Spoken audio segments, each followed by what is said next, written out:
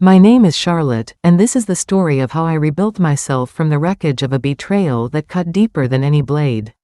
It's a saga of a love I believed was eternal, shattered by lies so brazen they rewrote my reality, of a revenge so meticulously crafted it left no escape for the one who broke me, and of a heart that learned to beat again, fiercer, stronger, and wholly my own. This isn't just about what happened, it's about how I transformed pain into power, ensured the truth burned brighter than deceit, and rediscovered the woman I was always meant to be. So, grab a coffee, settle in, and let me guide you through every twist of this journey.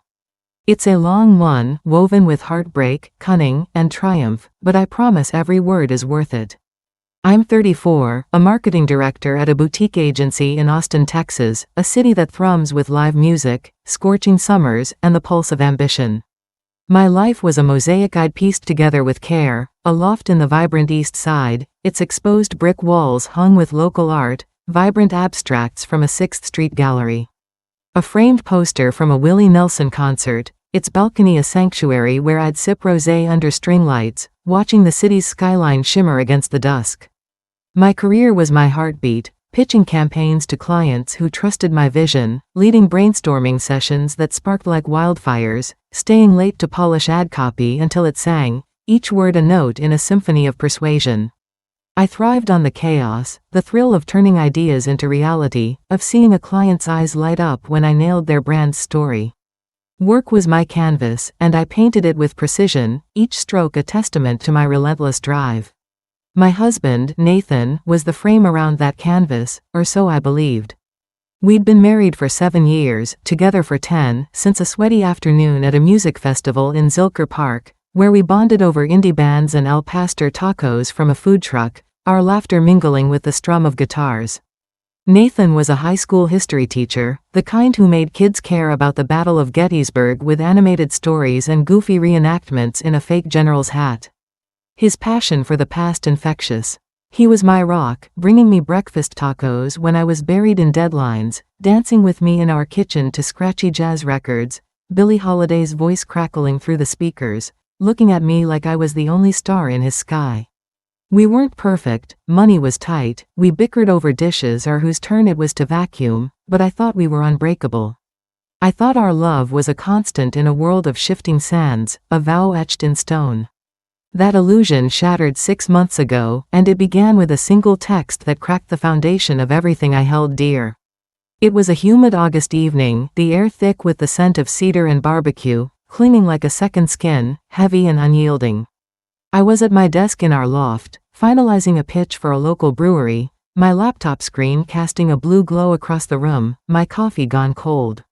My phone pinged, a message from my coworker Lena, who'd become a close friend over late-night margarita runs at a dive bar on Rainy Street, where we'd dissect work and life over salt-rimmed glasses. "Hey, Char, you at the Driscoll tonight? Saw Nathan there. Thought you were working." Attached was a blurry photo from her Instagram story, snapped at the swanky hotel bar downtown, all velvet booths and dim chandeliers. In the background, I could just make out Nathan's profile, his curly brown hair, the navy blazer I'd bought him for his birthday, sitting at a candlelit table with a woman I didn't recognize, her hand resting too close to his. Their heads tilted in a way that screamed intimacy, a private world I wasn't part of. My heart stuttered, a cold jolt slicing through the humidity, my pulse a frantic drumbeat. Nathan had told me he was grading papers at Brew, but my hands trembled, my fingers clumsy on the screen, betraying the calm I was trying to project. I called Nathan, keeping my voice steady despite the storm brewing inside, a hurricane of doubt and fear. "Hey, babe, where are you? Wanna grab takeout later?" His reply was too smooth, too practiced, like a line he'd rehearsed. "Just at Brew." It was a small deception, a hairline fracture in the life we'd built, but it gnawed at me like a splinter I couldn't extract, burrowing deeper with every passing hour. I tried to brush it off, telling myself there was an explanation, a colleague, a misunderstanding, a trick of the light in Lena's photo. Maybe he'd run into an old friend, or maybe the photo was old, reposted by mistake. But doubt took root, a weed spreading through my mind, its tendrils wrapping around every memory of us. I couldn't unsee Nathan with that stranger, their silhouettes too close, too comfortable, for innocence, their body language a silent confession. The next few weeks were a fog of suspicion and self-doubt, each day a battle to hold myself together, to keep the pieces of my life from crumbling. Nathan's behavior didn't shift, he still kissed me goodnight, his lips warm against mine, a ritual that now felt hollow, still left sticky notes on the fridge with doodles of hearts or silly puns. Their cheerfulness a mockery, still hummed Ella Fitzgerald while scrambling eggs, oblivious to the tension coiling in me. But I started noticing the edges of his facade, the cracks he couldn't hide. His phone was always face down now, a new habit that grated against years of openness, a silent barrier between us. He'd step into the bedroom to take calls, muttering about work stuff even though school was out for summer, his voice low, secretive. Once, I glimpsed a text notification from J. Carter before he snatched his phone away, his smile too quick, too brittle, a mask slipping. "Just a parent," he said, but his eyes slid past mine, landing somewhere over my shoulder, avoiding the truth I was beginning to see. I hated the person I was becoming, paranoid, sneaking glances at his phone when he showered, scrolling through his Instagram for clues like a detective in a bad thriller, my fingers trembling as I searched for evidence of a crime I didn't want to name. I'd built a career on trust, on reading people and markets, on spotting patterns others missed, yet I'd been blind to the signs in my own marriage. The shame of that burned, a quiet ember alongside the growing dread. But the truth was clawing its way out, and I couldn't ignore its sharp edges, its insistence. One night, while Nathan was at a staff meeting that stretched past midnight, I did something I'd never done before. I logged into our shared bank account. We'd always been transparent about money, pooling our incomes for bills, groceries, and a dream fund for a house in the hills, a future we'd sketched out over late-night talks. What I found made my stomach lurch, a sickening drop. There were charges I didn't recognize, dinners at upscale restaurants like Uchi and Lenoir, places we hadn't visited in years, their menus far beyond our usual budget, a weekend stay at a bed and breakfast in Fredericksburg, a quaint town we'd never explored together, its charm a stranger to me, a $200 purchase at a jewelry store on South Congress. Dated the week of my birthday, when Nathan had gifted me nothing but a card, claiming he was saving for something big. The dates aligned with nights he'd claimed to be working late or visiting his brother in Houston, a 4-hour drive away, his excuses now flimsy in the face of evidence. My hands trembled as I printed the statements, each line a nail in the coffin of my trust, each transaction a betrayal etched in black and white. Nathan wasn't just lying about where he was. He was spending our money, money we'd scrimped for. Money meant for our future, on someone else, a shadow life I hadn't been invited to. I didn't confront him, not yet. The betrayal was too raw, a wound that bled with every breath, its edges jagged and unyielding. I sat in our loft, the city's lights blurring through my tears, the hum of the ACA mocking lullaby, and let the grief consume me. I cried for the years I'd given him, for the dreams we'd woven together, for the version of myself who believed in love's permanence. But grief wasn't the only thing stirring. Anger simmered beneath it, a slow burn that sharpened my resolve, a fire that refused to be doused. I wasn't ready to face Nathan, but I was ready to understand the full scope of his deceit, to map the contours of his lies. My marketing brain kicked into overdrive, analyzing patterns like I would a campaign's data, dissecting every detail with clinical precision. I cross-referenced the bank charges with Nathan's Instagram, where he'd posted cryptic photos of solo adventures, a glass of wine at a hill country vineyard. Its rows of grapes glowing in the sunset, a neon-lit rooftop bar in San Antonio, its skyline a backdrop to his solitude, always alone, always captioned with vague musings about needing a break. The locations matched the receipts, the timelines too perfect to be coincidence, each post a breadcrumb leading to the truth. Then I found her. Her name was Jessica Carter, a guidance counselor at Nathan's school, her name a match for the J. Carter from his phone. Her Instagram was public, a curated gallery of her life, yoga retreats in Bali, coffee dates at trendy cafes, inspirational quotes in curly fonts about living authentically. Buried in her stories was a photo from that Fredericksburg B. Blue Heart #New Beginnings. In the background, barely visible, was Nathan's navy blazer draped over a chair, its brass buttons catching the light, a silent confession. The truth crashed over me like a tidal wave, cold and relentless, pulling me under. Nathan was cheating on me with Jessica. He was living a double life, funding it with our savings, lying to my face while I planned our future. A house with a wraparound porch, maybe kids running through a sprinkler, a life I thought we both wanted. The man I'd loved for a decade, the man I'd vowed to stand by through every storm, was betraying me in the cruelest way, his lies a theft of everything I held dear. I sat on our couch, the loft silent except for the hum of the AC and the distant wail of a siren, and cried until my throat was raw, my tears soaking the cushions. The grief was a physical ache, a weight that pressed my ribs until I could barely breathe, a loss so profound it felt like losing a limb. I wasn't just losing Nathan, I was losing the version of myself who believed in love. In trust, in forever, the woman who'd built her world around a man now revealed as a stranger. But beneath the grief, anger took root, sharp and unyielding, a fire that burned hotter with every passing moment. I could have confronted Nathan, screamed until our neighbors pounded on the walls, thrown his clothes onto the street in a fit of rage, the kind of catharsis that feels good in movies but solves nothing. I could have called Jessica, exposed her to the school, shattered her perfect little world with a single phone call. But that wouldn't be enough, wouldn't touch the depth of what he'd stolen, my trust, my dreams, the safety of a life I'd built around him. I wanted him to feel the weight of his choices, to lose the facade he'd crafted so carefully, the charm he wielded like a weapon. I wanted justice, not just for me, but for the years I'd poured into us, for the future he'd pawned for a fling, for the woman I'd been and the one I was becoming.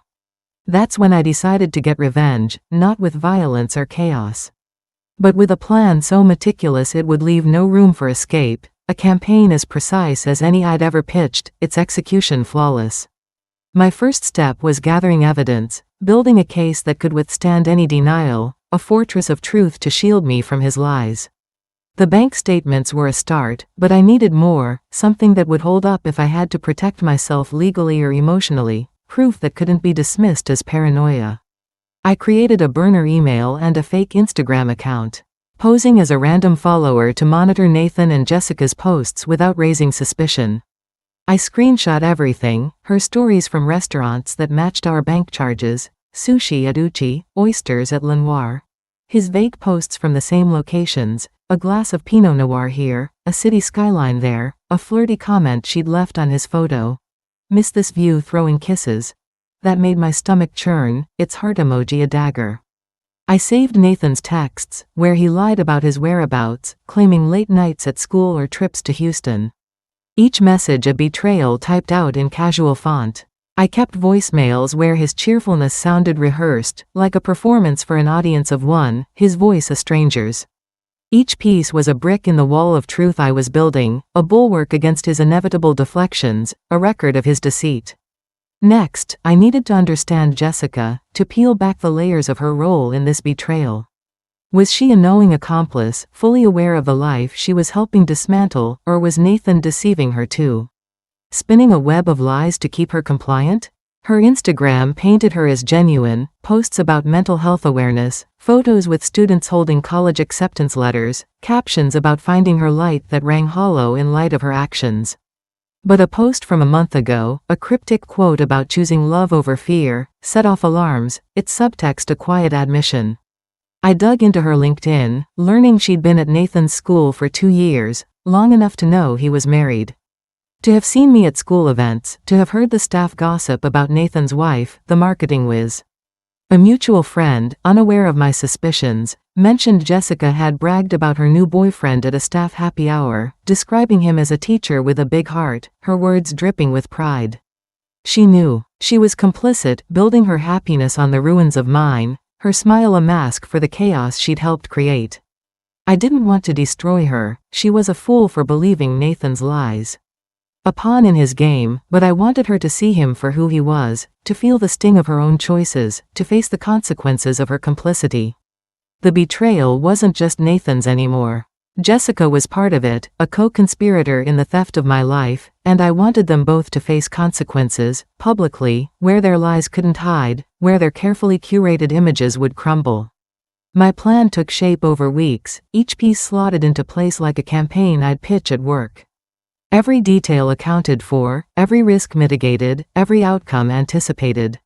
Nathan's school was hosting its annual gala in October, a glitzy event at a downtown hotel where teachers, parents, and donors mingled to raise funds for extracurriculars, art programs, sports teams, the things Nathan claimed to champion.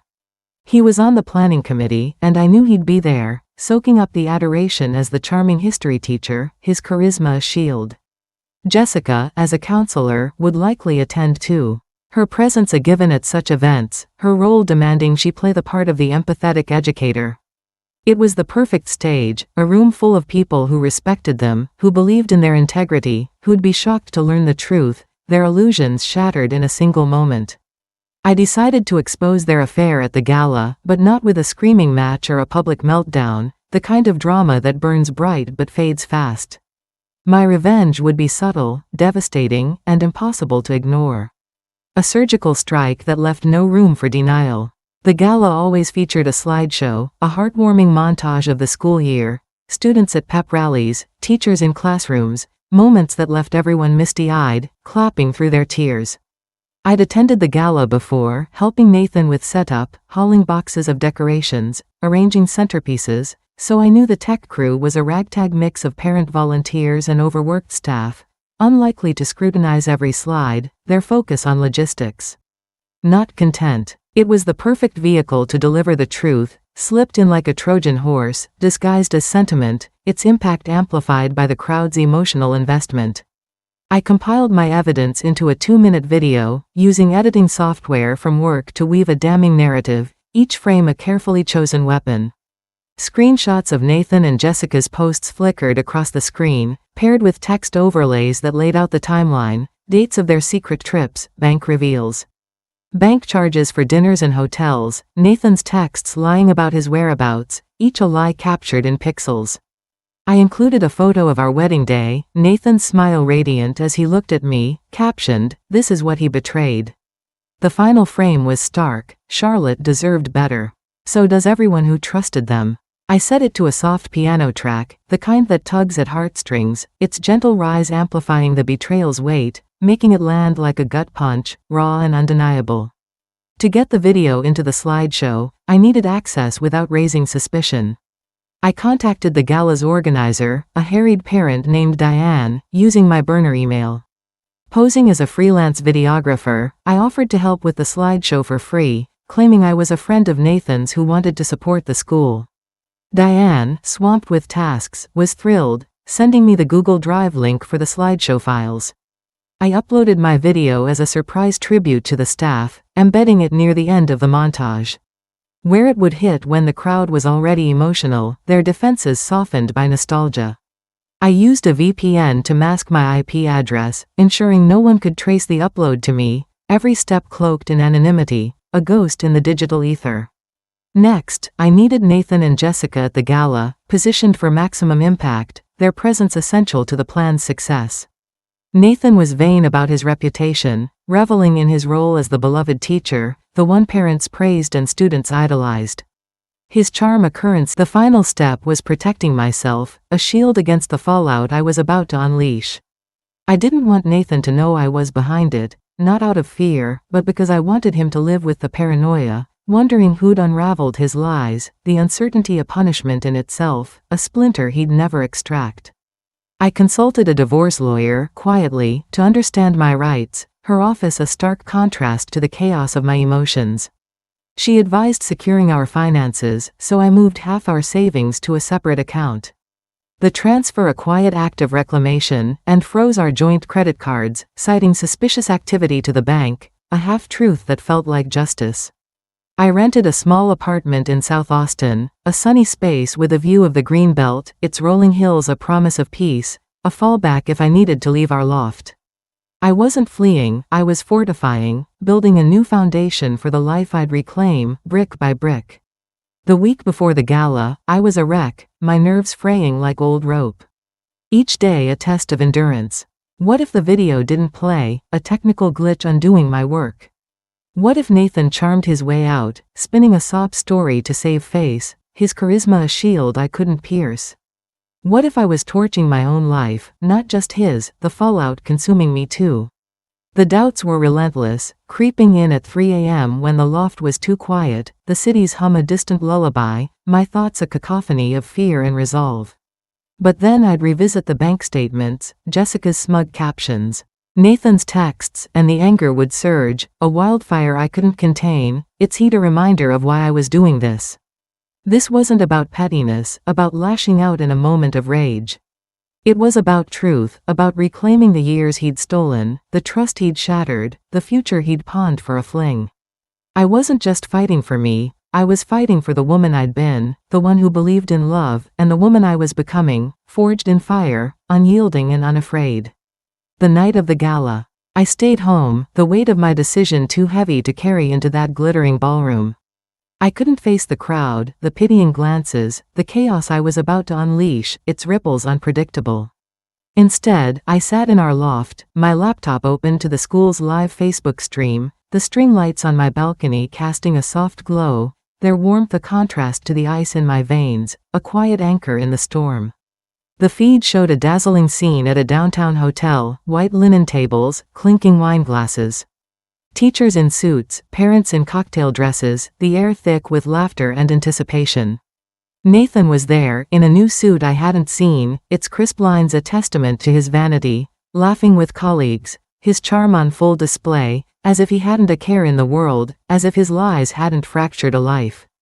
Jessica stood beside him, her hair swept up, her smile as polished as her Instagram, radiating confidence, a queen in her carefully crafted kingdom. They looked like a power couple. Untouchable, their ease a mockery of the truth I was about to reveal, and for a fleeting moment, I doubted myself. Had I misread it all? Was I the villain, driven by paranoia to ruin them, my grief twisting into vengeance? Then the slideshow began, and the world narrowed to that moment.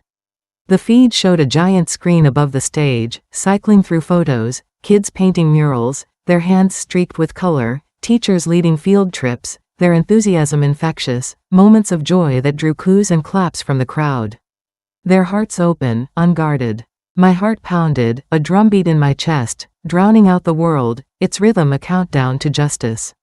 I gripped my coffee mug, its heat searing my palms, grounding me as the montage neared its end. At 8:47 p.m., the screen faded to black, and my video started, its opening notes a quiet herald of truth. I couldn't hear the audio, but I saw the images flicker, Nathan and Jessica at the B. The bank charges, numbers that screamed theft, my wedding photo, Nathan's smile a betrayal frozen in time. The crowd's reaction was electric, gasps, murmurs, heads swiveling toward Nathan and Jessica, who sat near the front, their faces exposed in the screen's glow. Nathan's face drained of color, his mouth agape, a fish out of water, floundering in the truth's glare. Jessica's hand flew to her chest, her eyes darting like a trapped animal's, searching for an escape that didn't exist. Her composure crumbling. The final frame appeared, Charlotte deserved better. So does everyone who trusted them, and the room erupted in whispers, a hive of shock and judgment, the air thick with betrayal's fallout, a collective reckoning. The feed cut off, but not before I saw the principal stride toward Nathan, her expression like stone, her steps purposeful, a harbinger of consequences. I closed my laptop, my hands trembling but my heart steady, a calm settling over me like the quiet after a storm. Profound and grounding. It was done, the truth unleashed, its power undeniable. The fallout was swift and brutal, a tempest I'd summoned with surgical precision, its force reshaping lives. By morning, the gala was the talk of Austin's parent groups, X-posts buzzing about the scandalous video that stole the show, hashtags like #TeacherBetrayal and #GalaScandal trending locally, each tweet a ripple of my work.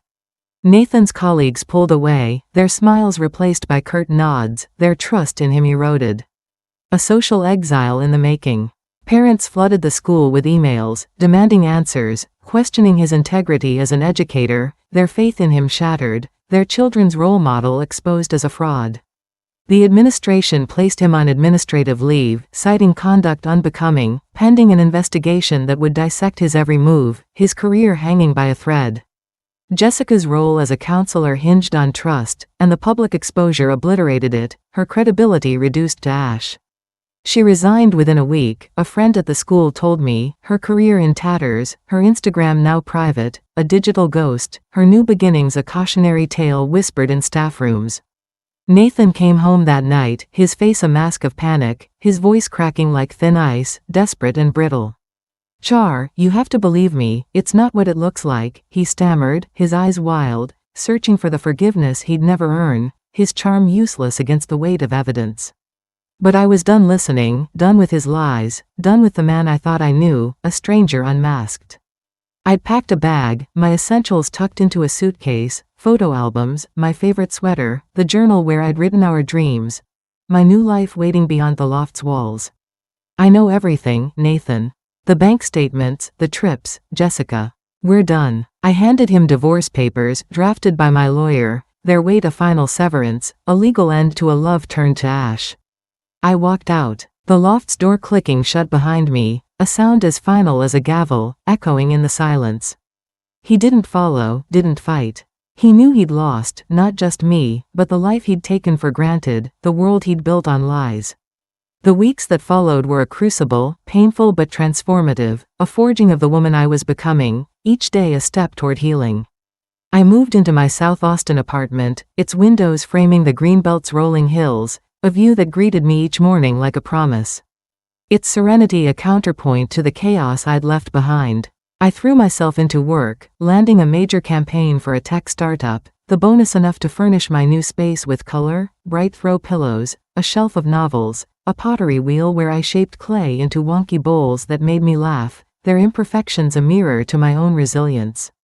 I started therapy, unpacking the grief, the anger, the guilt I carried for not seeing Nathan's lies sooner, each session a step toward self-forgiveness. My therapist called betrayal a fracture. It heals, but it needs time and care, a process I'm embracing, learning to love the woman who trusted too much, who loved too fiercely, who survived. I reconnected with friends. Lena, who'd sent that first text, became my anchor, hosting game nights with cheap wine and loud laughter, her loyalty a balm to my wounded heart. I joined a hiking group, finding solace on Barton Creek's trails, where the rustle of leaves drowned out my doubts, the crunch of gravel underfoot a reminder of my own strength. Each step a reclaiming of my body, my spirit. I took up pottery, my hands steady as I molded clay, each piece a small victory, a testament to my ability to create beauty from mess, to find joy in the act of making. I started volunteering at a local animal shelter, walking dogs whose eager tails and wet noses brought lightness to my days, their unconditional love a lesson in trust's slow return. My world, once tethered to Nathan, expanded, filled with faces and passions I'd neglected, coffee dates with Lena. Trivia nights with coworkers, quiet evenings reading poetry under my balcony's string lights, the words of Mary Oliver and Rumi a guide to my healing. Nathan tried to salvage his life, but the damage was irreparable, a house of cards collapsed by truth, its foundation rotten. His teaching contract wasn't renewed, and he moved to Dallas, working retail at a mall, a far cry from his classroom kingdom, his charisma dimmed by disgrace. Jessica left Austin, her social media now private, her new beginnings a fading echo. A cautionary tale in the school's gossip mill, her name a whisper of scandal. I didn't gloat, I didn't need to. Their consequences were their own creation, a mirror to their choices, a lesson in accountability that required no further action from me. The truth had done its work, its power absolute. The moral of my story isn't about revenge, though I won't deny the satisfaction of watching Nathan and Jessica face their reckoning, their facades stripped bare, their lives reshaped by the truth I'd set free. It's about resilience, about what you do when someone tries to break you, when the life you built crumbles. Trust is a gift, fragile and precious, but it's not your worth. When someone shatters it, they don't define you. Their betrayal is a reflection of their flaws, not your value. A shadow cast by their own failings. I thought Nathan's love was my anchor, but I was wrong. I was my own anchor, forging strength from every tear, every plan, every step I took to reclaim my life, each moment a testament to my endurance. Revenge wasn't about sinking to his level, about screaming or destroying for destruction's sake, about becoming the chaos he'd created. It was about rising above, holding a mirror to his lies, and letting truth do the rest, its clarity a blade sharper than any anger. It was about honoring myself, declaring I deserved better, and ensuring the world knew it, my voice reclaimed, my worth undeniable. I'm Charlotte, and I'm not just surviving, I'm soaring. My apartment overlooks the Greenbelt, where I sip coffee at dawn, dreaming of new adventures, a solo trip to Portugal, where I'll wander cobblestone streets, a novel I might write, its pages filled with stories of strength, a love I'll find when I'm ready, one built on honesty, its roots deep and true. My heart bears scars, but it's whole, beating with a rhythm I've claimed as my own, a song of survival and hope. Betrayal didn't end me, it forged me, and what I've built from the wreckage is a life that's mine, vibrant, unapologetic, and boundless, ready for whatever comes next, its horizons wide and waiting.